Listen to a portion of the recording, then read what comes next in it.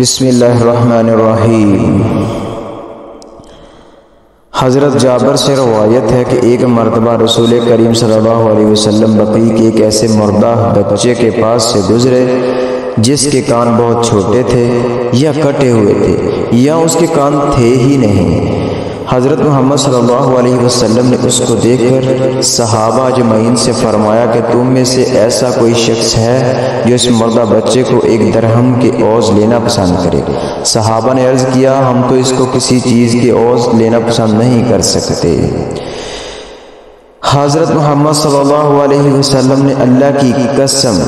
فرمایا، اللہ کی قسم یہ دنیا اپنی تمام لذتوں آزائشوں کے ساتھ اللہ کے نزدیک اس سے کہیں زیادہ بے وقت و کمتر ہے جیسا کہ تمہاری نظر میں یہ ہے۔ حضرت محمد صلی اللہ علیہ وسلم نے بکری کے اس مردہ بچے کی مثال کے ذریعے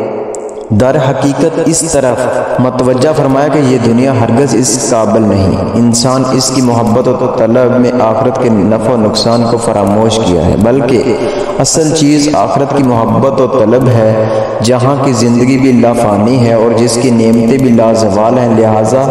مقصود زندگی آخرت کی محبت و طلب ہونا چاہیے، نہ کہ دنیا کی محبت و طلب، کیونکہ فرمایا گیا حب النیار اس کا کل قطیہ، دنیا کی محبت و چاہت ہر گناہ کی جڑ ہے۔ ترک الدنیار اس کل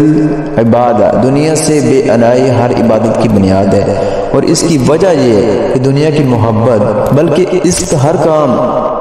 فاسد غرض لالچ کی آمیزش رکھتا ہے، خواہ وہ کوئی دینی مذہبی کام ہی کیوں نہ ہو۔ اس کے برخلاف جو شخص دنیا سے بے اعتنائی اختیار کرتے ہوئے ہوتا ہے اس کے ہر عمل میں اخلاص و پاکیزگی آخرت کا ہی مفاد ہوتا ہے، خواہ وہ کسی دنیا